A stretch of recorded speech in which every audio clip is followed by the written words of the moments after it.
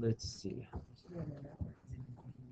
All right, my friends, if you do me and yourself a favor and grab your red book and let's go over chapter 26, my friends. Chapter 26 talk about fire alarm system. Fire alarm system. And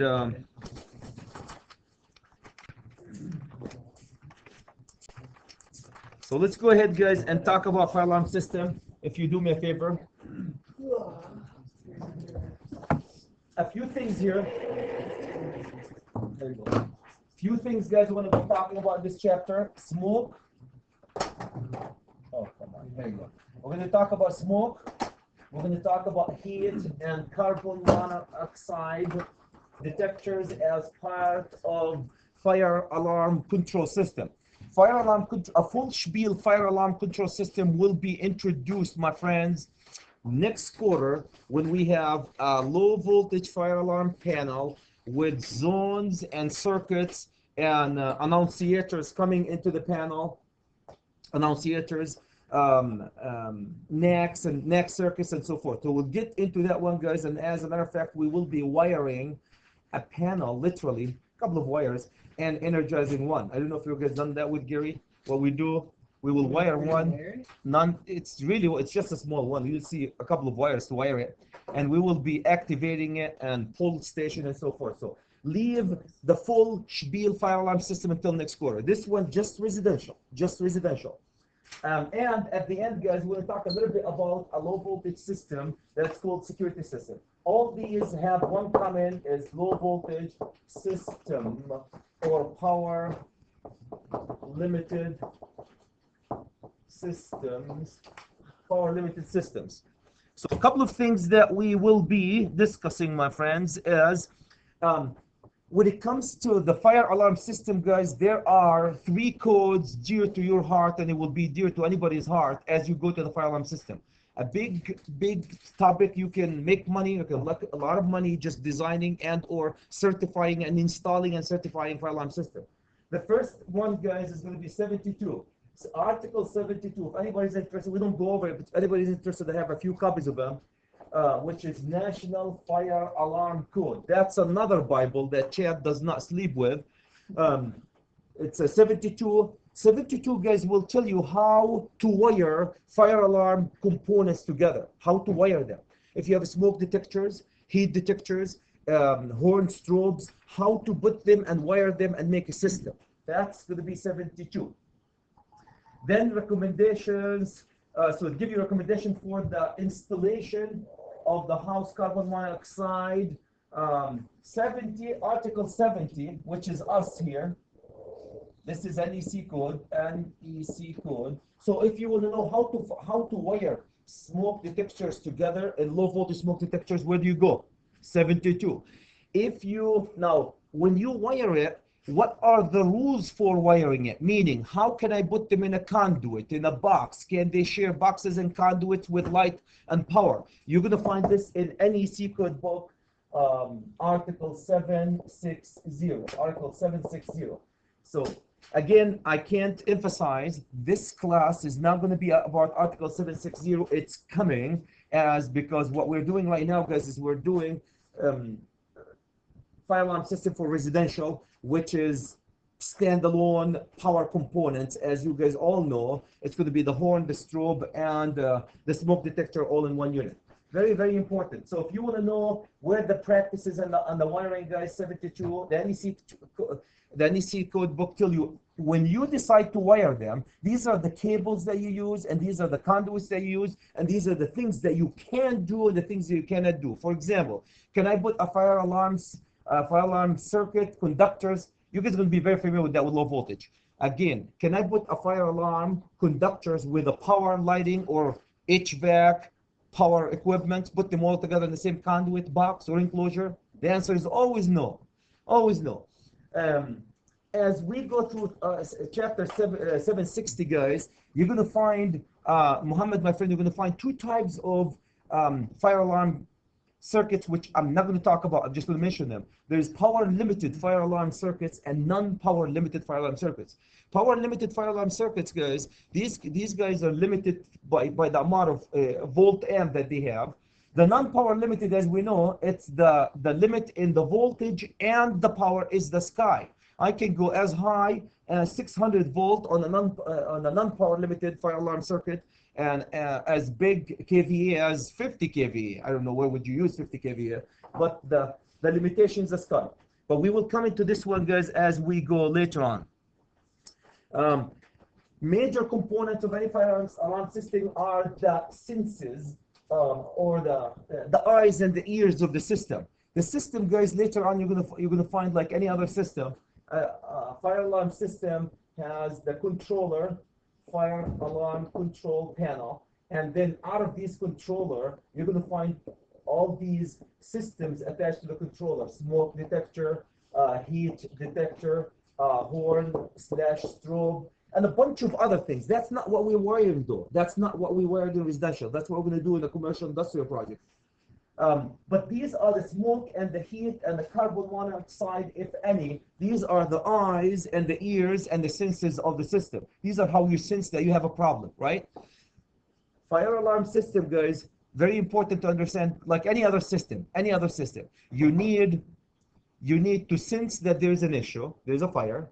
You need to make a decision, so that's a brain. And after that, you need to do action. So input information to the brain of the panel, action. For example, smoke detector will sense that there is a smoke, send the signal to the brain of the panel in a real full spiel alarm system, send the signal that there is a smoke in this corner. Now the fire alarm control panel have to make a decision. What do you need to do if you have a fire alarm control, if you have a smoke? Do you want to alarm? Do you want to trip? What do you want to do? So it makes a decision right here, and they send the decision through the horn strobe, or it could send the decision, guys, through dialing your cell phone as a manager and say, oh, by the way, smoke detector number 22 in the corner of red, southwest corner of red 10 is off. So it tells you what the issue is. So the input. So these are inputs. As you guys know, all these components are what we call them inputs, and these are, of course, what outputs, the outputs of the system, and that's the controller. The controller input to the controller output. We sense there's an issue, we make a decision, then we act upon it. Okay, so these are a few things, guys. The inputs. We're going to talk about minimum acceptable level. Where do you put them and so forth? I'll tell you where to put them for heat and smoke detectors and so forth. Understand location requirement for installation of smoke, heat alarm. Again, minimum for residential. I can't emphasize minimum for residential. Smoke and heat, minimum for residential. Requirement for installation of security system at the end. That has nothing to do with fire, but we'll touch on that one. And dual standards for fire warning equipments. A couple of UL labels that you have to get. For the house and residential, all what you need, guys, by code. By which code? Which code? Where can you find in the NEC code book that tells you that you need a smoke detector? And where do we need a smoke detectors? We reviewed that one. Every bedroom, right? Or every sleeping area. They call it sleeping area. If you sleep in the bathroom, that will make a sleeping area. I hope not. So every sleeping area, that's bedrooms. Every area outside the sleeping area, so that's hallways outside the sleeping area. Area could be an area or a hallway, and every level. These are the most important things for residential. How about commercial? Hold your horses. We're coming to this next quarter. Where do you need a smoke detector and a heat detector in a commercial building? Coming. So we're not going to touch on that one. So these are the things that you guys need to know. What do all these smoke detectors? Do I need heat detectors in a house? Oh, by the way, I didn't mention which code talks about this. Where can you find in the NEC code book that you need a smoke detector in every bedroom? Thank you. It's the building code, the International Building Code, which the state of Minnesota adopted. It's the International Building Code. International Building Code, this is our state, the state of Minnesota adopt the International Building Code. In the International Building Code, guys, it tells you if you have this type of occupancy, requires smoke detector and or heat detectors, and how many how many of these and where to put them, and so forth. Then, so who decided where do you need the smoke detector? International Building Code. Now, then, so this is the code number 1 that you need to be aware of. Code number 2 is 72, which is the fire alarm. 72 will tell you if you put them in this room, Brooks, this is how you wire them and test them. This is how you wire them. So IP International Building Code will tell you where to put them, which occupancy needs them. 72 tell you how to connect them together physically and how to test them. And then the third one, which is the Bible, 70, which is NEC. NEC will tell you when you wire them, are the rules that you have to maintain regarding other systems in the building. As in, can I put them, if you put them in the plenum ceiling, the cables have to be plenum rated cables. So it tells you the specification of the installation and the 70 NEC. It doesn't tell you how to connect them, which terminal you have to land the wire at. You get this information from where? 72. So 70E guys will tell you the requirement for the installation. What type of conduits, what type of cables, what goes with what are the conductors that can join together in one conduit or cable. If you use a plenum ceiling, what type of cable do you need in a plenum ceiling, and so forth. Okay? It's mandatory to have carbon monoxide. Yes, in the state of Minnesota. So all these guys are senses. Why do we need them? Dangerous conditions. They're gonna. We all know what smoke is. Smoke detector sense for smoke. Heat detector sense for heat. Carbon monoxide. It has been all over the state of Minnesota, right? People are dying from carbon monoxide like it's a state law right now. You have to have at least what? Not code, not NEC code, state law. You have to have in every occupancy. You have to have at least what? One carbon monoxide detector in the house. Can you have 3 or 4 of them? Carbon monoxide, be it, but at least one. Construction sites, you they make you do like construction sites too, Carbon monoxide. That's building code. That's part of the building. When you're acting like construction on it, that's part of what they make you do that As you build for it. Absolutely. 72 requires. If you guys go to 72, it requires 2 supplies for smoke detectors. You have to have 2 sources of power. And now we're talking about residential ones, guys. The residential ones, the smoke detectors, they have to have 2 supplies. What type of supply? A hardwired as well as a battery. This boy right here is a complete standalone fire alarm system. Believe it or not, this is a complete standalone fire alarm system. It has a smoke alarm detector. It can sense that there is a smoke. It can alarm when the smoke comes. It can sense there is a smoke. It makes a decision and it alarms. And when it alarms, guys, it gives you the alarm comes as a voice, visual, and what? Audible and visual, sound and light, sound and light. So the standalone, these are what we use mostly in residential. Interconnected, as you guys know, when we did the smoke detector, what did we do to them, Brad? We brought a circuit number 5 feeding him, and we said here this is to number 12, number 14, and what did we say in between them? 3 number 14. Why 3 number 14 in between these? 3 number 14. Why do we have 3 number 14 between smoke detectors? 2 of them hot neutral to energize the brain to make a decision, the sensor to sense, and also the output, the horn and the strobe to go off. And what's the third one? Carry the signal in case of one smoke detector goes off. It will send a signal on this yellow conductor for all the other signals, all the smoke detectors to go off. Any question, guys, about that? Interconnected. alarms that plug into wall outlets are not permitted in new construction. You cannot do a plug-in fire smoke detectors. Why? Because people can unplug it and get you out of there. Right now in Minnesota, it's allowed to do the carbon monoxide as a plug-in with a battery backup. But fire alarm, smoke detectors, no. Strobes, a lot of them guys would come strobe for visual, for of course people who cannot hear, or for all of us guys. You can see the horn strobe going off at night. Hopefully will lead you, and you put it closer to the door, so that light when it's barking leads you also out of that room. Any question guys about smoke detectors? In residential, as a fire alarm system guys is all in one component. You have one device that has the horn, the strobe, and the sensing mechanism, heat and or cool, or heat and or smoke, all in one. 70E requires in residential, as you know, no heat. You don't have to put heat, but smoke alarm. Specify installation for smoke alarm system, again in 70E, how to install and how to connect them, how to install a wiring and smoke heated alarm. All these guys, if you go to 70,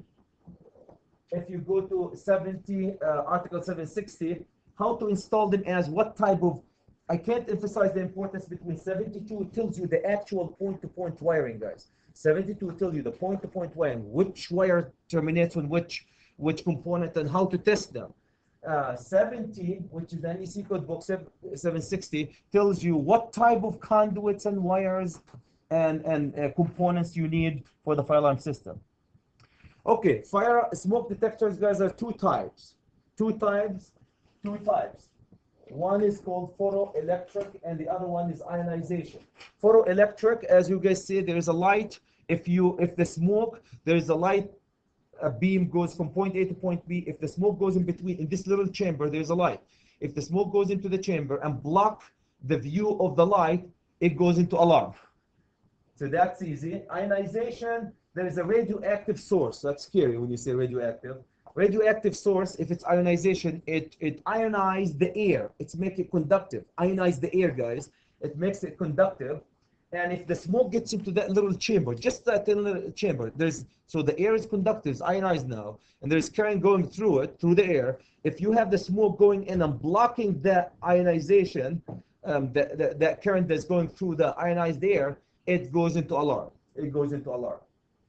So, and I promise you, we're not going to talk which is the most common, and we have when we go to into the fire alarm system, guys, I always invite an expert in fire alarm system, and we go the full spiel in the commercial.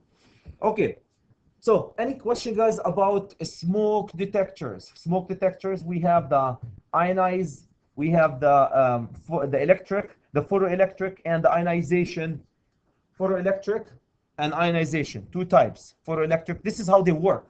Mr. Rabab. Any question? Too fast, too slow? No.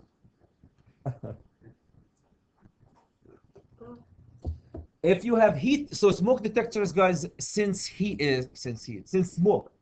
Well, how about heat detectors? What do you think heat detectors sense? Heat, water. So heat detectors are not required in residential. It's a good idea to put them. Where would you think an ideal situation for a heat detector, guys, in a house? Furnace area, it's hot. Kitchen, yep, kitchen. Why can't I put smoke detector in kitchen, right? Because if you're cooking your bacon, you're gonna smoke it. If you guys have a heat detector, here's my heat detector. Heat detector, fixed temperature. The way they sit, Brad, is you sit them at say 110 or 120 temperature, and if it reached that level, it goes on alarm situation. That's fixed temperature. Rate of rise, fixed temperature is you sit it at a certain temperature, and if it reaches this temperature, it goes into alarm. Meaning what? Meaning it's a hot air. Why do you think it's getting so hot here? Well, one reason could be there's a fire, right? So it senses a fire. The second one, guys, is rate of rise. Rate of rise, it follows how fast the temperature, Muhammad, my friend, how fast the temperature changes from 80 degree to 110. If within, I don't know, say, I'm just going to throw this one. If within, say, 5 seconds, the temperature went from 80 degrees in this room into 110, well, that indicates that there's a huge thing going on. Where would that heat, sudden heat came to be? Fire. So we sense a fire. That's what rate of rise. It follows how fast the change of the temperature goes from this level to that level, this level to that level. And the second one, which is the best, is if you have the two technologies. You assign the two technologies together. Does that make sense? Camille, my friend, Bill, any question, guys? Why would you choose the fixed temperature one over the rate of rise? Cheaper? Why would we use fixed temperature over rate of rise? Seems like the rate of rise is just the general. Well, the rate of rises. I think I don't know if there's a price issues in between them. Probably this is the best is if you have the two technologies. Yeah. The most accurate in terms of accuracy. This, or if you want to rate them, this is 1, this is 2, this is 3. 3 being the best, because it gives you what is the best? It gives you the alarm and not a false alarm. Which one is the best to give you alarm and not false alarm? And the two technologies. The rate of rise is the second best. So if rating them based on that's probably price-wise too. Price-wise too. But where would I use fixed temperature versus rate of rise? How important this area is to me. If the area is very important, the equipment, the stuff that's in it is very important, you might have to pick rate, actually very, very important, fixed and rate of rise.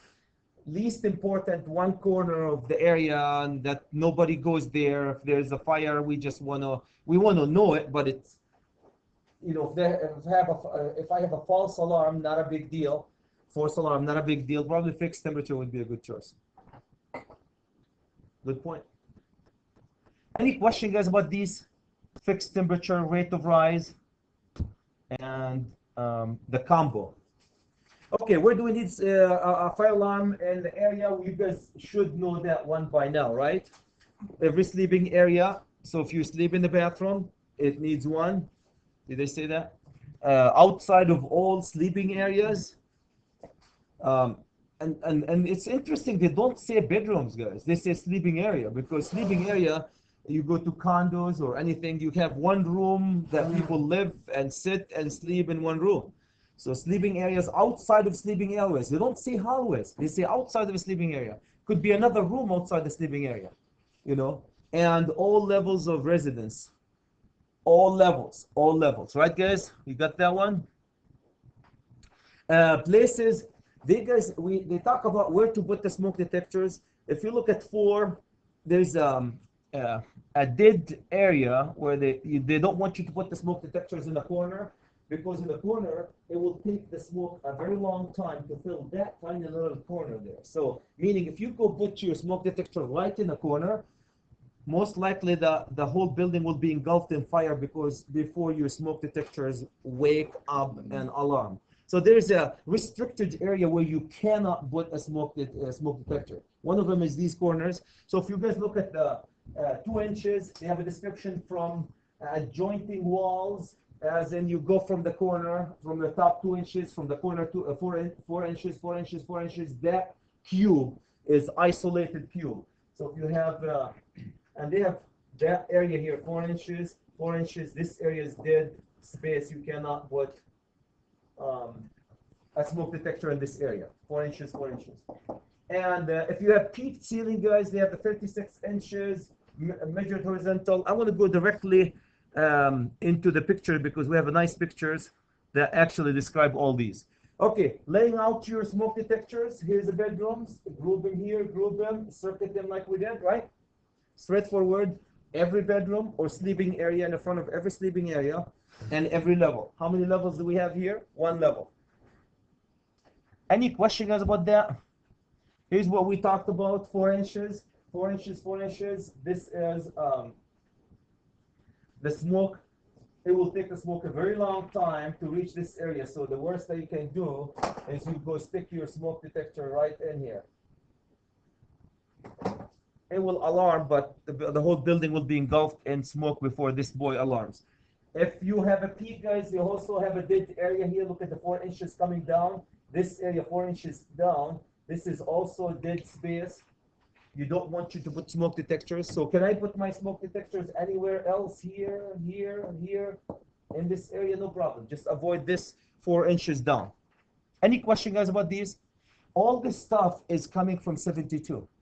So that we talk about installation. If you go to 72 fire alarm code, you're going to find all these graphics even. Yes, sir. So when people buy a house that's used and old, do they have to have fire alarms installed in the house? Does that have to meet like electrical? You have to have right now. If you walk in and there's no fire alarm, they allow you to have a battery operated fire alarm system. If you open the walls, at Yeah. least the inspectors that I dealt with, you open the walls, they force you to interconnect the fire alarm system, meaning power them and interconnect them. Yeah. If you don't open the wall, you just buy it and it doesn't have, you did not do any remodeling in it, you just buy it, move on. They force you to put a battery operated only. Okay. Smoke detector in every bedroom and in every level, the same thing in every hallway. It open to a bedroom. Yes. Ollie? No. Oh, yeah, because I opened the wall. If you open the wall, then they force you to do the full spiel. And a couple of things, guys, they don't want you again. The corners, they want you to avoid corners, guys. They want you to avoid corners. And here's a nice graphics that I like really. It will tell you where you cannot install. Look at the locations where you cannot install a smoke detector. No. A smoke detector in this area, no. Anyone that you have. Why? Because the smoke cannot reach these corners fast enough to alarm the people. And then the rest of them, every level, every bedroom, every area, every level in the house. Do I have to put it in a non-accessible attic? Would the attic be a non-accessible attic would be a level? No. The only reason why you need it in an attic, if your attic is accessible, that becomes a level. If your attic is non-accessible attic, means you don't have a permanent way of getting in and out of your attic and floor where you can stand there or something. There was a deal where we could do like split entries and They you'd walk force up you- to that upper bed, they like force you- bedrooms, They force you to put one. right, like because it was like 18 inches Mhm. or something like that was considered. If it's split level, they force you to put smoke at different levels. They go level, and there's I can't remember how high the level has to be to put it, but yeah, they say level. Level doesn't have to be a whole story, guys. It could be a certain amount, could be a couple of feet difference in between these rooms. You have to have a smoke requirement. Any question, guys, about where do you need them? How many do you need? Where do you put them in residential smoke detectors? How about heat detectors? Is there anything that says we need heat detectors? No, it's up to you. Okay. The good thing now, here's Spencer, where 72 becomes very powerful. The 72, the maintenance and testing part, it goes in details. How do you maintain and test the equipment? So you have to inspect the smoke detectors monthly. How many of you guys go inspect the smoke detectors monthly? Every 10 years you have to change them. Recommendations. Monthly, go push that thing. Yearly, I usually change the batteries yearly on them, right? Isn't that the recommendation? Either when do I replace it? If it fails, or if it doesn't fail every 10 years, recommendation. These are recommendations, guys, from 72. I don't know who enforces them, except if you're in an apartment building, and then they enforces it. But in standalone dwelling units, They also have that chirp on the battery. they what? They chirp. Yep, absolutely. Yep, absolutely. A lot of them now come up with, they give you a signal that's battery is low. Okay, carbon. So fire alarm system, smoke detectors with, yes, sir. It's kind of off subject, so I think Yeah. right dude, from radio station, and this guy always calls in, and his alarm's always going off. I don't remember why he's always calling in, but it's always on his morning show. You can always hear his fire alarm in the background doing the little battery thing. And he thinks it's going on. You even notice it because it's so crazy. Few of these people are, huh? Okay, carbon monoxide alarm, guys. I'm not gonna tell you. We, especially in Minnesota, we hear all the time, guys, about how poisonous carbon monoxide, a gas that you cannot see, you cannot smell, but it kills you. Oh, great! I can't see it to run away. I can't smell it. Um, what else? You just leave, but it takes care of you. So because of that, right now, I believe it's a state law that you have to have one carbon monoxide plugged in or hardwired in every residential dwelling, in every dwelling. Yeah, it's just enforced this year. And carbon monoxide, if you guys want to go into the chemistry, incomplete burning of fuels. And what do we use to burn here in Minnesota? Natural gas. And how efficient your natural gas furnace can decide how much COs you can get out of the burning process. So you need one. You need one in every apartment, every dwelling unit. And that's where the recommendation, but in the state, I know that we have it, Department of Labor and Industry, they have literature, guys, if you go to their website, that tells you they have to have one. Carbon monoxides are not designed to detect smoke, heat, or gas, make insulation according to the manufacturer. A couple of things, guys, about these is I had one that can hit natural gas. Anybody have seen the ones that they make one that smoke and carbon monoxide and natural gas, or smoke and natural gas, hardwired too. So you can put a smoke and a natural gas and a CO all in one function. Didn't work good for me.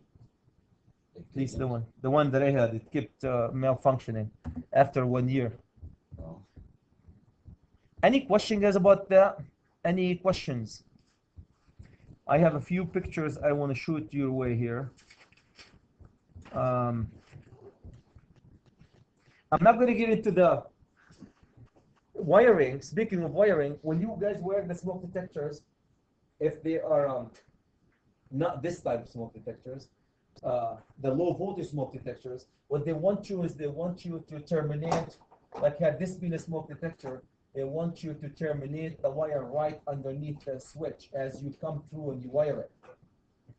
They don't allow you to loop the wire under the switch. So this is prohibited, looping the wire like this under the switch, under the terminal, under that little terminal. But that's only for fire alarm system, as in low voltage fire alarm system. We'll talk about this one when we reach it. We talked about this one. Here's the interconnected, guys. If you have not wired this, I'm sure you've seen it, but if you have not wired smoke detectors, you need to bring the power with two conductors, hot neutral. You have to hot neutral every one of these smoke detectors because they are devices after all. They are equipment that need to be powered. So you power them with 120 and you interconnect them with that red conductor, which sends the signal. So if it goes off, a signal, guys, will go into that one and send each and every one of them off, set them off. That's not a situation that you want to be in. Any question, my friends? Any questions? Am I repeating things that you guys know, more or less? I thought this is a nice graphic of how, I don't know how many of you have wired them. They're coming. Did you guys wire with us here, smoke detector? The ones that were? No? If anybody's too emotional, we'll send you to the lab and we'll get you a couple of them you can wire. We got that one, we got that one, we got that one, got that one, got that one. Okay, I'm going to come to this one in a second, guys. Okay, before we go there, I want you to do me a favor and do your... by the way, full spiel, fire alarm system shall not be protected with GFCI or arc fault circuit interrupter. And I'm going to emphasize the word a full spiel fire alarm system as in standalone panel. If you have a standalone panel, can I have a fire alarm panel sitting here, Spencer, and this circuit breaker that's feeded is an arc fault circuit interrupter? No. How about GFCI? No. But if it's how about if you have a smoke detector? This is a power device, guys. This is that one a smoke detector that's wired with 120. That's not a smoke detector. That becomes like a power device. Do you have to put the smoke detectors in residential on an arc fault circuit interrupter?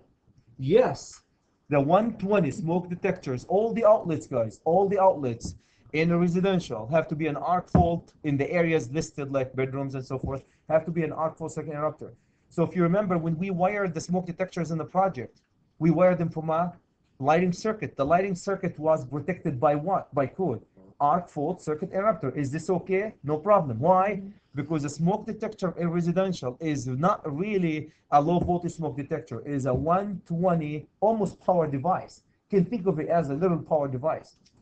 Okay, so that's okay. But if you have what we're saying is you cannot do is if you have a smoke detector, if you have a panel, fire alarm panel, and you're feeding a 24-volt smoke detector from here out of this panel, now the whole panel, the whole system cannot be protected by arc fault circuit breaker or a GFCI circuit breaker. So that's a very confusing issue. Okay, we got that one, got the wiring. Installation. There's a lot of recommendation, do and do not, guys. I want you to read this one. Do not install listed smoke alarm and install them do install listed smoke alarm and install them according to the manufacturer instructions. So on page 521, please, you can go, they have close to 17, 19 things to do and not to do with smoke detectors. These are recommendations, guys. A lot of them are recommendations coming from different codes. Do not install interconnected smoke alarms in new construction so that, or do install the interconnected smoke alarms in new construction so that the operation of any alarm will cause all other alarms that are interconnected to sound. We know that. I'm reading from 522. So please read through. I don't have time to read through all of these. Read them one time in your life. They're really good recommendation. Really good recommendation. In page 522, guys, look at that, do not install smoke alarm in dead air spaces. We talked about this one, dead air spaces. Do not install them within 36 inches of a door to a kitchen or to a bathroom containing a shower or a tub.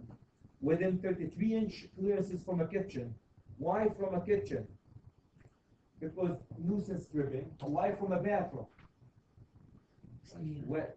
Safety, steam, and also safety, steam. So the malfunction. Do not install within 36 horizontal path from the supply hot air register. Supply hot air register. Here's right now. They don't want you, recommendation, really good when you install it, guys. 36 inches. They don't want you to install it right next to it. Anybody knows why? Because if the air is coming out of it and there is a smoke, it pushes the air. It will delay the response of these devices. It will delay the response of these devices if you put them right next to the HVAC equipment. Because the air is moving, it moves the air, and if it moves the air, if there's a smoke will move, what happens? It will delay the response. So there's a few good recommendations for the installers, guys. Please read through them. Do not install smoke alarms or heat alarms in front of air ducts, air conditioners. So again, moving air will delay the response of the smoke detectors. Maintenance and testing, we said there's a few things that you need to maintain after you install smoke detectors. An instruction booklet is the typical installation layout and all the good stuff. Minimum level protection.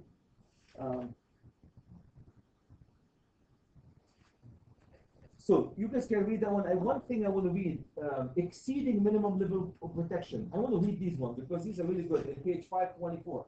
524. First of all, to exceed. Remember, we know what the minimum is, right? This is recommendation to exceed it. It says install smoke alarm in all rooms. All rooms, not just bedrooms, basements, hallways, heated attached garages, and storage areas. Install alarms in these locations will increase, blah, blah, blah. Okay, so it's everywhere. That's what we do in commercial, if the building is not sprinkled. The second one, install heat alarm in kitchen, right? We know why with kitchen, because you don't want to smoke in kitchen because of nuisance stripping. Install heat alarm in garages. Why? Because there's possibility of heat coming out of your car if there is a fire. Consider special alarms that light up or vibrate for occupants who are hard to hear. So you need some type of a strobe with it. Consider smoke alarm that has a escape light, a light. Some of you guys have a light that lit immediately, so it shows you the escape light, the escape route. So if you put it right in here, it goes off, and it puts some light right in front of the door, so get you out of there. These are a good one. Again, consider low temperature alarms too for areas that need low temperature. So these are some recommendations. I want to emphasize building code right in the same page, guys. 524.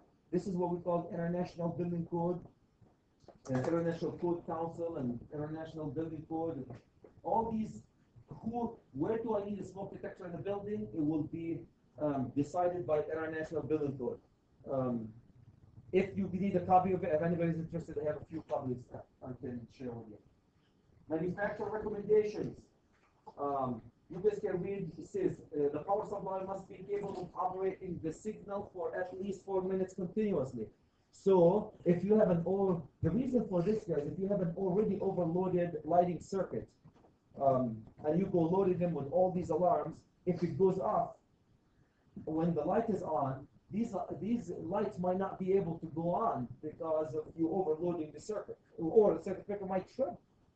So most of the time, guys, in a full spiel fire alarm system, we put them in a dedicated circuit breaker, feed it from dedicated circuit breaker. We label the circuit breaker fire alarm system, and we put it in a place where only access to qualified people. The worst that could do here is to put this circuit breaker, and you see how Chad keeps tripping these all the time, right? And you put that one, and that one is not labeled, and it's actually doing the fire alarm system. So you have to label it and give access to that particular circuit breaker for qualified people only. The way they do it, guys, they have a lock on it, and they lock it. And the only one who has a lock on it can unlock that device is the maintenance guys or authorized people only. It will be able to trip though. They lock it so Chad can't play with it. But if there's a short circuit in the system, will it trip? No problem, will trip. It has enough leeway to trip on a short circuit, but not work as a switch. Okay, so that's very important. So read guys through that one. Alarms must not signal when the power losses occurs or when power is restored. A couple of recommendations from that. Carbon monoxide alarms. Do install carbon monoxide. That's tested and listed. Don't buy anything from where we're going to pick on this country. Which country are we going to pick on this time? China. China is our friends today. Do interconnect alarms where multiple alarms are installed. If you have monoxide detectors, like they make them in the market right now, where they're hardwired. If you have 1, 2, 3, and the walls are open, interconnect them. So if one goes off, all of them goes off. Do not connect carbon monoxide alarms to a switch circuit or a circuit controlled by a dimmer. All of these guys, you can't dim them. The worst thing that you can do is you dim them or you switch them, right? You don't want to do that. Dim them or switch them. So please read these recommendations. These are really nice recommendations. The last thing I want to talk about in this subject is fire alarm system, and I promise you, my friends, in the commercial project, we will be talking much more about the fire alarm, because we go to the addressable, non-addressable systems and analog system versus digital system and the whole full spiel. The only thing I want to pick up, guys, alarm. This is from Article 760. 760 must have power output capability limited to the value specified in Chapter 9. If you go to Article 60, guys, and you go to Chapter 9, there is a table that tells you the power-limited fire alarm circuits and the non-power limited fire alarm system, how much voltage and current each one of them can take. I want to emphasize one thing that says, do not connect the equipment to a GFCI or ARC code. Do you guys see that one with the red, there's 2 red arrows next to it? This is from 760.41b. and 121b. Basically don't feed them from an arc fault or a GFCI breaker. Branch circuits overconfiguration device supplying the fire alarm system shall not exceed 20 amps. Now remember, these are complete full load fire alarm systems. So cables may be run on the surface or be sealed and shall be adequately supported and so forth. So talks about the cables, FPL and FPLP plenums. If you guys go to they rated the fire alarm cables P for plenum and R for riser. If you want to go from floor 1 to floor 25, you have to have one that says a cable that has R at the end. What does that mean? It has enough strength to go through from floor 1 to 25. If you have a plenum, if you're using, everybody knows what a plenum is, above that suspended ceiling. If you're using the cavity as you return air, the return, not the supply, you don't have ducts, in which most of the commercial they do, they have the cavity above the suspended ceiling as you return air coming to the air handling unit. Then the cables there have to be, at the end of the cable has to be P, rated for plenum. And that coming, if you guys understand this, that's for every low voltage system. Low voltage system don't need conduits. You can install them cable wise. They have to be made of a cable that does not spread the fire and so forth. And if they're in the plenum, which most of the time they are, you're going to have to be a plenum rated cables. Plenum rated cables.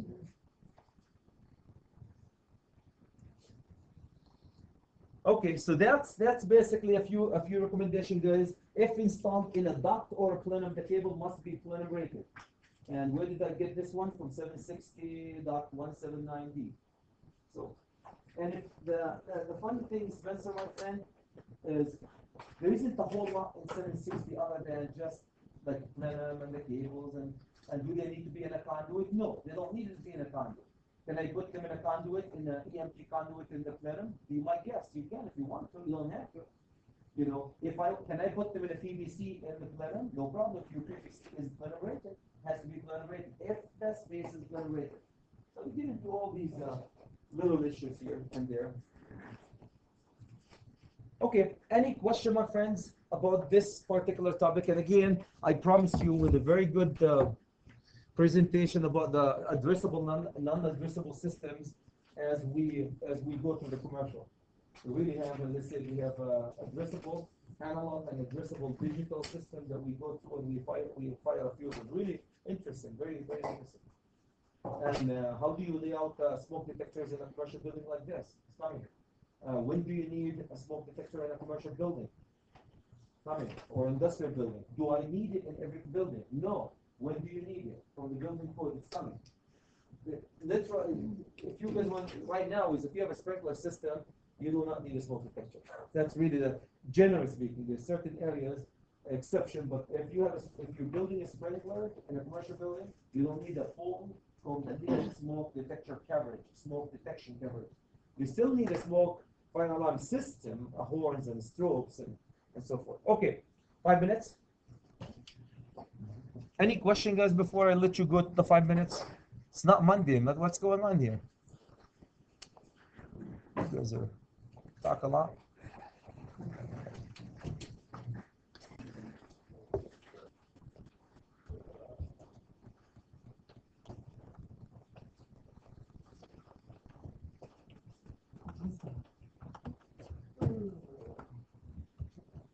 Okay, so we'll be on track since Chad doesn't like off track.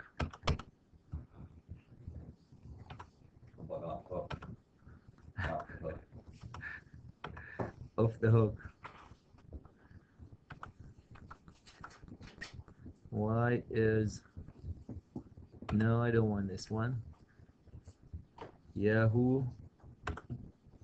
Okay. This is really nice. I want your attention, guys. Just for a second here. First of all, this system is covered in the NDC code book under Article 725. These are signaling systems, part of control and signaling systems. So 24-volt control and signaling systems. I want to bring your attention to a few things. This is a typical security system, guys.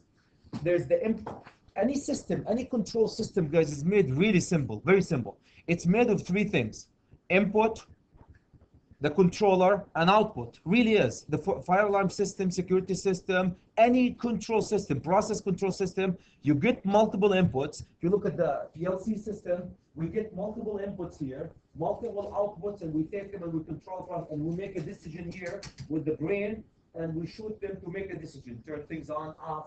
But you have to get inputs though. The same thing, guys. The inputs for these devices, I want you guys to look at this. This is, and I can't read it from here, so I'm going to grab mine. If you look at this side first, these are all my inputs. I'm going to highlight this section here, and I'm going to, if you concentrate on this one, we have a magnetic detector, detector for a door, glass break detector, door entry detector, floor mat detector. You walk on a mat, and it will sense to the Pentagon that an intruder have entered the room number 25 and floor number 5. And roller plunger detector, window foil. So there's so many detectors that you can put them in one circuit. And if you guys look at this, these are just one circuit coming in series. You break anything in this series, what do? You send the signal to the panel. What do you do in this signal? It's up to how you program the panel.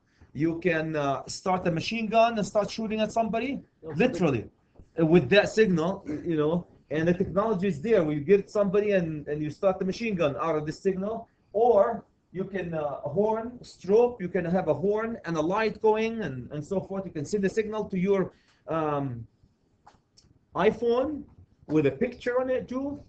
So these are my inputs. The other thing about the inputs, I want you guys to, the bottom here, right in here. This is another zone, another circuit. And by the way, Brad, these could be zones or circuits, because with digital, the difference is the zone, the word zone, guys, the reason why they have the zone is it allows you to identify the point where the intrusion happened.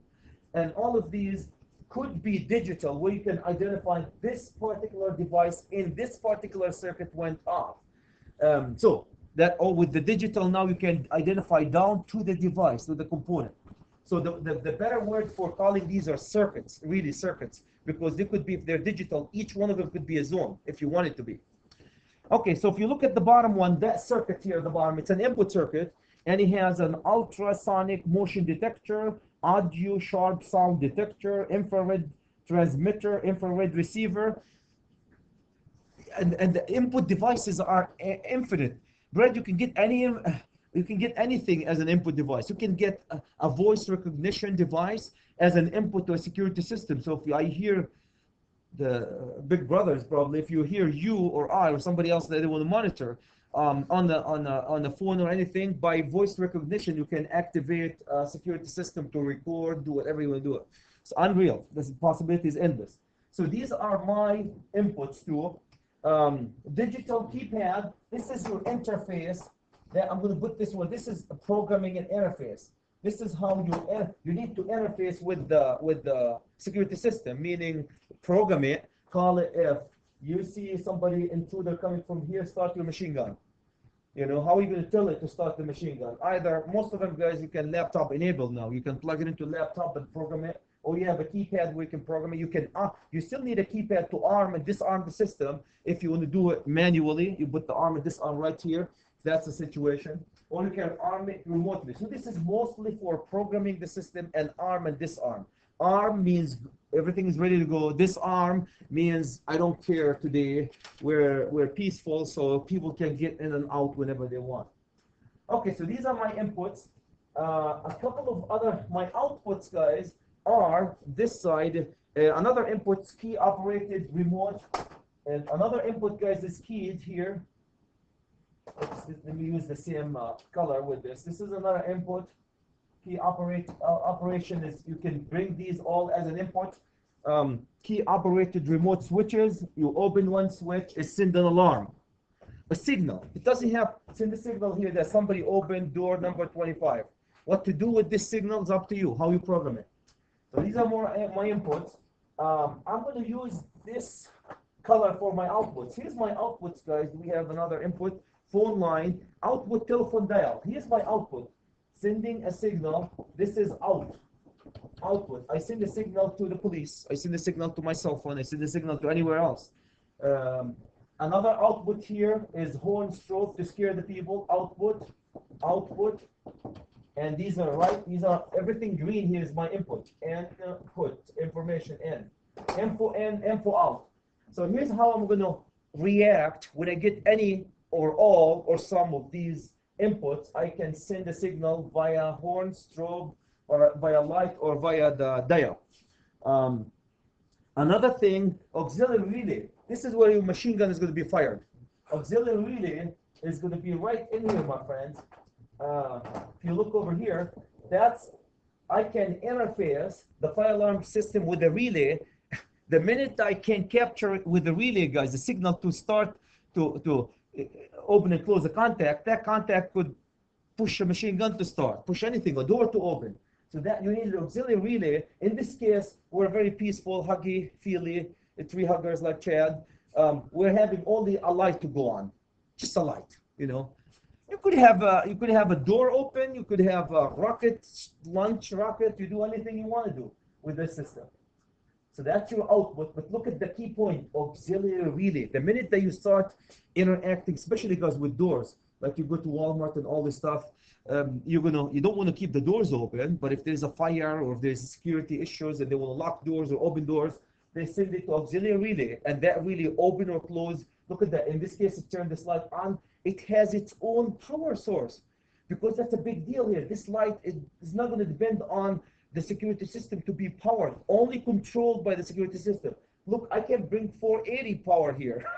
I can, this could be a motor, 50 horsepower motor, run from a signal from the security that can start whatever you want it to start, close, open, do whatever you want it to do. So that's very important. This red one is very important, guys, because that's your interface with the entire electrical mechanical industry, basically. Then the last one that I want to mention is interface with the fire alarm system. Now I don't like these. How am I going to do that one? I'm going to go with the blue. These guys are part of your fire alarm system. These guys are part of your fire alarm system. We have heat detectors, smoke detectors. In a real life, these will be completely in a separate panel, interface with the security system. And actually, there's a code where you cannot dump them. You cannot make the security system and the fire alarm system one panel. You cannot. By the fire alarm code, you have to have a standalone panels for each one of them. They can talk to each other. You can have a coaxial cable that sends signal from one to the other. All of them are intellectual creatures. So in a case like this, guys, I've never seen this one. They're saying that it's residential, where you can buy. They have a picture of it. Anybody ever wired it? They have a smoke detector that actually can interface a power 120 smoke detectors. These are like the smoke that we use in residential. So they can power them. These are all powered and bringing a signal, all of them, back to the security system. Why? If you have a smoke detector in your room, you can send a signal to the security system, and from the security system, send it to your iPhone, or if you pay for a service, it could send it directly to the fire department. But I don't want you guys to think that this is how we do it in a commercial building. Commercial buildings have a standalone fire alarm control panel, interface with the phone, whereas if there's a fire, like I've done with here, if an alarm goes off, it will go to the fire station somewhere here around, and it will come before we even call it. We interface through the phone line, dedicated phone line by code. You have to have a dedicated phone line. It can't depend on Chad Curdy's phone, and he's talking to his girlfriend, NEC 2011. You know what I mean? Did they say girlfriends? Now you guys wake up. Well, there's another girlfriend, 72, and there's a bunch of girlfriends. Her sister. But this is my favorite girlfriend. The red. Okay, so I just put this in the back of your mind, as it doesn't happen in a commercial that way. That's it. That's your fire. I want to bring to your attention that you need to power this boy from 120. If this is in the basement of a residential, Brad, you do not need to put it in a GFCI if it's a plug-in, or even if it's hardwired. Most of them are plug-in if it's residential type. You don't have to put it in a GFCI if it's in a basement. Now, if it's in upper level that need a GFCI, you still need to put it in a GFCI. So they have an exclusion for the burglary alarm system if it's in the basement. Most of them they put it in the basement, tiny little panel, plug in, a receptacle next to it. And this receptacle, non-finished basement, must be GFCI, right? This one is excluded. The same thing if it was a fire alarm system too, guys, receptacle. Or circuit breaker, dedicated circuit, excluded from GFCI or arc-fault circuit interrupter. Any question? That's it. That's basically it. This layout, I like it because we could be looking literally at a fire alarm control panel right here.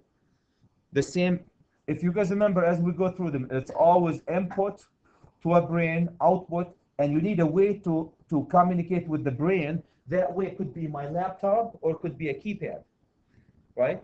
I could activate the security system from my keypad or from my laptop if it's laptop enabled. That's all I have. Any questions? Any questions, my friends? What wiring system is this one? This is alarm and signaling system 72. This could be alarm signaling class 1 circuit. Class 1 circuit, right? Alarm and signaling.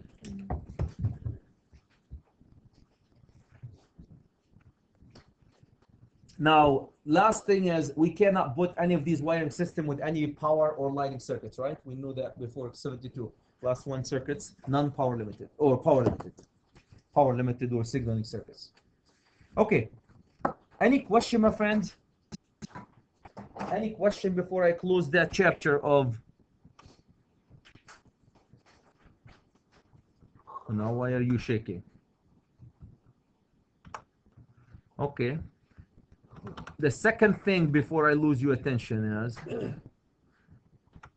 I have CAD open here.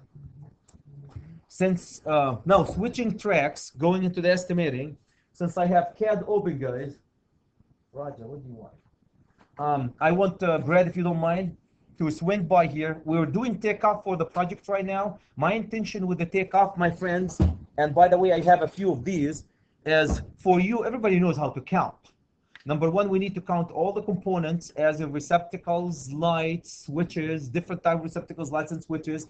Count them, color code by system, as in receptacle, switches, lights, and so forth. Color code them, count them. That's easy to do. And then I want you guys to take off by measuring the distances. There's so many ways of doing that. Next project, we have wheels that we can wheel on the plans and take it off, take the length with the wheel. This time I have a few of these guys you can borrow, no problem, to measure the distances. Two things to measure the distances. Number one, when you print a 22 by 34, make sure it's to scale, as in most of them were 1/4, right? 1/4 to scale. So you have to print to scale. Otherwise, if you don't print to scale, if you go zoom to fit, it's not to scale. So you take it as say 4 feet, and in reality it's actually 8 feet because you zoomed more or less. And so number one is print to scale. Number two, I don't know how many of you guys do not know, and please don't feel embarrassed if you don't know how to use this one. This has 2 by 3, 2 in each one of them. 2 times 3 is what? Six scales on it. 6 scales on it. 2 in every edge. 6 scales, right? 6 scales plus 2. 12, thank you, because it goes 6 on each side and it goes right to left and left to right 1 scale. 12 scales. So 2 in every edge, and right to left 1 scale, left to right another scale. I can show you how to use it. Straightforward. If you're I'm looking at 1/4 over here, you put your 0 at 1/4. It's the higher slash over here, and you continue 0, 2, 4, 5, and so forth. I can walk around and watch you show you how to use this one. That's for taking off feeders and branch circuits. Feeders and branch circuits. Taking off components, switches, and circuit breakers, no problem. Highlight it and count it. Now, having said that, my friends, when we take off components, there are 2 ways. You can count blocks, and I'm sure some of you know that one. Brad, you want to swing by and just click it here and show us how to take off by what Brad and his partner guys are doing, and Eric is, they're doing it twice. Eric is counting it by hand, and Brad is plugging a block counter and counting it. So you go ahead and I just type in Q select. you select one word. So you guys, Brad, if you to the command here and Q select one word. Type Q select one word. And then in the object type drop down menu, block reference is what you're looking for. If you pulled all of your devices out of the tool palette, there'll be blocks. Yeah. If I interfere here, if you guys created if you did not use blocks, meaning you draw a special receptacle by hand, it's not going to be counting it because it's not block. It counts only blocks in this case. What are you on right now? This is a menu that pops up when you type Q select. Lower level lighting, Oh, upper level. Oh yeah, this is upper level. So it's going to be 5, 6, and 7. Right, thank you. And so then under properties, you want to type in name, and then you'll get a drop down. You'll get an additional deal down at the bottom labeled value, and that will, if you click on that, it'll give you all of the blocks that you have in that drawing. So if you want to count your single pole switches, you can just go down and click on the single pole switch block. do receptacle because this is power. You're not going to Okay. see it probably. Well, if it's in the drawing, Duplex, if it's in the drawing, Yeah. it'll show up. So, duplex and stuff. Right there. okay, so if you click duplex, okay, you'll get it tags all of them. On my computer, I actually get a pop-up menu that says block And reference. it's right here at the bottom. Oh, okay. So, So- if you look at, yeah, go ahead. So you have 46 of your duplex receptacles, and you can do that. It didn't For- count the split either, which is, It's a different symbol. It's a Right. different. It's a different block. If a different block, it would count that particular block. well, which is good that you know, Yeah. and seeing on the lighting, I was picking up a couple.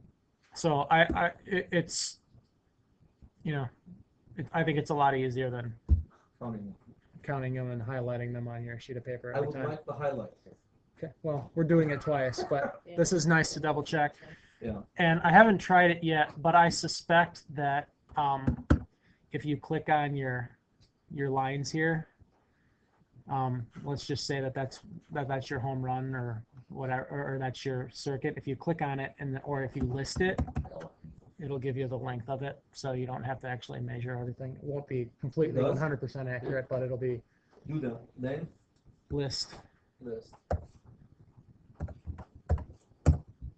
So if you click that,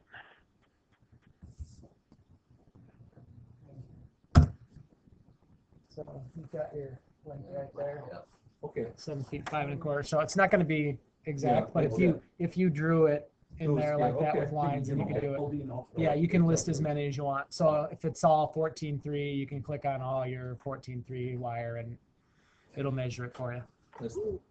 Any other practices, guys? That's great. So that if we do this, if you did, thank you, Brad. Anything else? Even though you're on power level, switching will show up right now.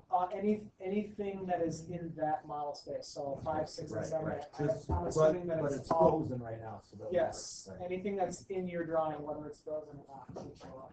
Nice, your computer's gonna. I don't know. I can't do that one. Okay, so Q select to count them and list List. to measure the distances. Any other guys, Brooks? Any best practices? Best practices. Thank you, Brad. Any other thing that you guys want to share? Please do that. So I really appreciate it. Though, please cope with Chad. I really would like you guys to get into the, and you're going to hear this one not just from me, Brad, later on. A lot of people do not trust especially measuring distances with the computer. Well, you'd have to you'd have to add your drop downs from the ceiling to. With Revit, hopefully the whole idea is of moving to Revit when we do 3Ds, it will give us a very accurate runs of conductors. But when we talk to Egan and Parson, they always like to measure their distances, at least verify it, at least verify their distances. At least verify it. There's an easier software, guys. I know McCormick has a capability of talking directly to CAD. You don't even need to do that. They have an interface, McCormick CAD, where you can.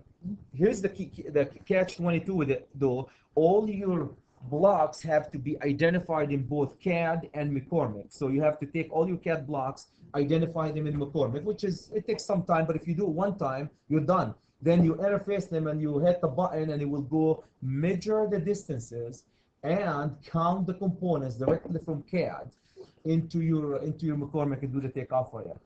So the capability is there. I mean, the softwares are going that direction. So. You think, I mean, switches are pretty much I standard thought- plate and star receptacles, so why wouldn't it be able to calculate like what you want it to do? You re-identify all these things. You have to do a few things extra in CAD, I know when we will invite Egan guys, and Egan do a lot. They do interface CAD interface. They do a lot of CAD interface. Yeah. Accubit with the interface directly with CAD drawing. Yep. Are you working for them? No. I'm working with Egan. With Egan. I've heard about the program. I haven't actually used it. So Old softwares. most of the stuff that's taught by hand.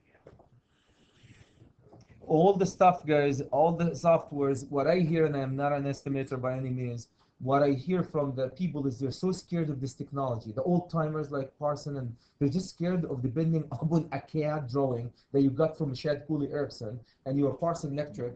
First of all, if you get it from Shad Cooley, their blocks are not your blocks. So you have to get into, every time you get it from Shad, you have to re-identify their blocks. Then you get to Halbig Engineering, you have to re-identify their blocks into the software. So it's time consuming, number one. Number two, do you really want to depend on their way of circuiting to do the takeoff? That's kind of, unless you design build. If you design build, then you design it the way you want to take it off, no problem. You have full control over it. If it's designed bed, then you'll be better off taking it not by hand, but by wheels and not CAD, not interface with CAD. So we're going there, guys. So McCormick and Accubid has the capabilities. A lot of softwares are having the capabilities. So bear with me. Any other questions, guys? Any other questions for the sake of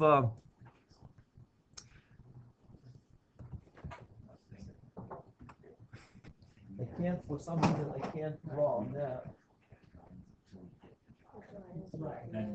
Huh? If I, huh? No, don't worry. I'm not gonna destroy you. Let me save anything. So, I was saying it. huh?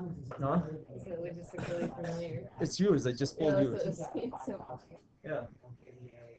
Any question, guys?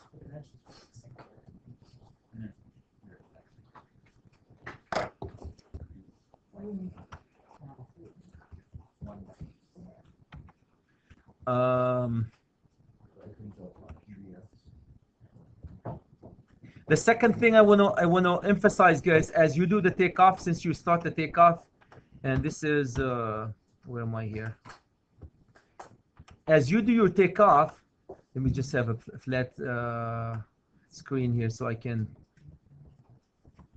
As the counting is easy, when you start doing your takeoff, guys, my friends, and you have your receptacles all over here and here, and your panel is located right in here, and you have a door here, and a door here, and a door here, and a couple of others. And as you start taking off, pay attention, guys, to going up and over. So, for example, if I want to take these two receptacles from here to here, what's the best? And you can argue here forever. What's the best way of taking these? This is, let's say, this is a window, and this is a door here. The best way to taking these two together, guys, is to go over here, right, as we wire them, and measure it. This is how you probably would wire it. If this is a door, and you're going to go over the door, so you're going up in the ceiling. How am I going to emphasize going up in the ceiling and shoot it over? But I want you, for at least for the sake of taking it, we went up in the ceiling and we went down here again. So when you went up in the ceiling, if it's an 8-foot ceiling, so if you want, let's just say for the sake of it, you went up 8 feet, you drop down again 8 feet. So make sure you guys, every time you go up and down, our ceiling in the project is 10 foot, right? I believe it's 10-foot ceiling. So when you go, guys, 2 feet, so if it's 2 feet, you put your receptacle here. Every time you go drop to pick up receptacle, add an 8-foot to it. Every time you drop to pick a receptacle, add an 8-foot. Even if it was an 8-foot ceiling, there will be an extra just to go over the, whatever they call it. So that's one here. If this is also a door, you're going to make sure you go up here, and you're going to go drop again. You're going to drop another one here. That's one way of doing it, assuming there's another door here. I'm just putting a lot of doors here to make it. Here's the door. So, and then if we're going through the panel, guys, since the panel is right here, so what's the easiest way of doing it? To come over here to the panel. when I drop to the panels usually we drop along a 6 foot down drop to the panel is really cool because it allows you probably 4 feet and allows you another 2 feet for what? Termination. Another 4 feet for termination. So that's a couple of drops. Keep in mind as you measure your distances, please, every time you drop to the panel, put 6 feet. Every time you drop to pick a receptacle, put 8 feet. Switches, every time if you have a switch, you put a switch and a light. Here's a light over here. And here's a switch here. And a switch over here. These are 3-way switches. And I, Chad, carried single-handedly wired them this way and brought them to the panel. So when you're going to wire them in reality, my friends, how are you going to wire these in reality? This is how I wired it. How are you going to wire them in reality? Are you going to go through here all the way back? So most likely, probably, if I only take this one in red, here's my red. Take it in red, here's my up, 42 inches to 44 inches. So what's 42 inches? How many feet is 44 inches? 4 feet. So just say 4 feet. So 4 feet, you're going to drop to a receptacle, probably in the 6 feet, going up to a switch on a 10-foot ceiling, and then go up. I go and over, pick up this one, go all the way to here, pick up this one. Now I need to drop what? Another 6 feet, and then you're going to go back to, since Chad told you to separate them because you're separated circuit, then you have to go back and pick your panel and drop another one, 6 feet. I always put that little circle and dot in front of it every time I drop, just to remind me I need to add 6 feet. Now 6 and 8, don't worry about that one. You just have to know the height of the ceiling.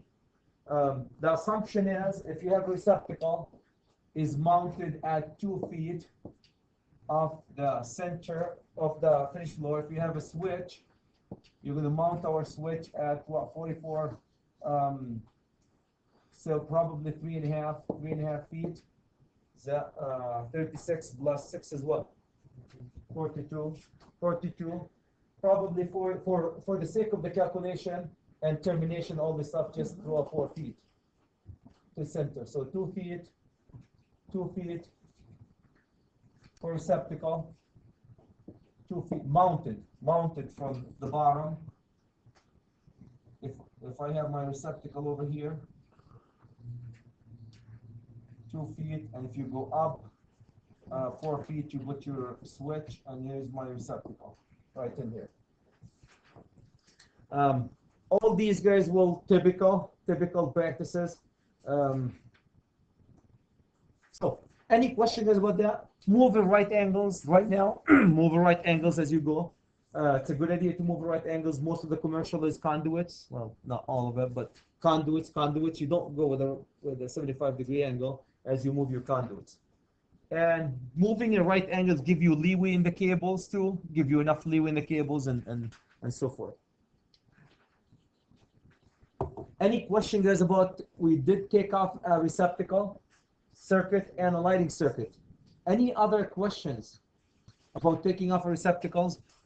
So please, Spencer, as you move through 3Ds, you drop down, drop up, just visualizing it as you drop down and drop up in the ceiling. Questions? For those of you who, yes, sir. Do you always want to go the exact distance, or do you want to go a little more? You know what?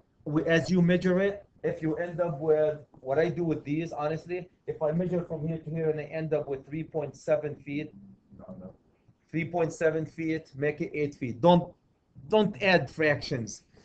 Don't add fractions. Yeah. Don't add fractions. Don't, you know. An 8 foot, a foot, guys, of a 42 is not going to make you or break you. It really is. So don't.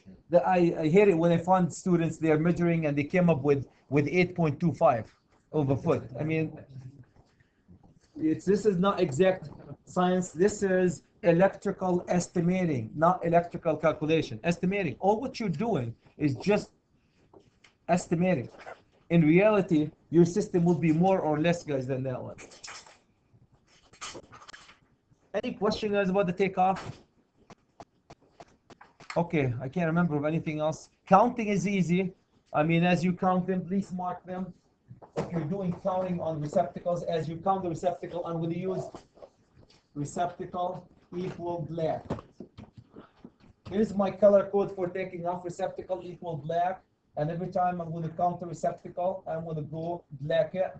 And where's my receptacle? Black it and black it and black it. So now I'm done with all my receptacles. My receptacles are four. Oops, four receptacles. You cross them, highlight them. This is just a highlighter. Just a highlighter, highlight them. And then color code, if I will do my color code for switches, guys. Switches, my color code for switches is green. Green, I'm going to go for my switches, my switch 1, switch 2. I have 2 switches, right? And I've seen a lot of you guys doing it, not rocket science. Doesn't have to be green, color code it. Get used to the color. When we invite our friends in the industry to come, the real good estimators, they will tell you always have a system and stick with it all the time. The worst thing could happen to you, Chanel, my friend, is every time you have a project, you switch your system. So, any questions? Anybody else have to share with us? Like Brad, thank you, Brad. Anybody else would like to share good best practices? Brooks, Spencer, Ben, my friend. Yes, sir. Most likely any company you go to, they're going to tell you how they want it. So The, it's not so much incorporating your idea, it's most likely absolutely. Their culture. You're going to fit in their culture. You're absolutely right. Almost all the well-respected electrical contractors slash and or engineering firms, they're going to have their own blocks, their own code system for takeoff, and you're going to, they give it to you, you learn it, and you move on. Absolutely. The non so respected ones, you might have to create it. I mean, I can't even imagine $1 million company that will depend on any one of us here to go create the system for them, and they're $1 million company. I mean, I can't. You might help them bring different ideas, better way of doing business, but we never do things from scratch. Rule number 1, never. Any question, my friends? Any questions? Okay. About the takeoff, just to remind guys, I have, as you start doing the measurement, I have these scales over here. You can borrow them. Feel free to borrow them and do your takeoff. When you're done with the takeoff, I really would like the colored copy of everything that we did, guys, to give you a full credit for the takeoff. And I know I'm backward, but I really want my colored stuff. So, just as a proof of taking off. Any questions, my friends? No questions for Chad? On the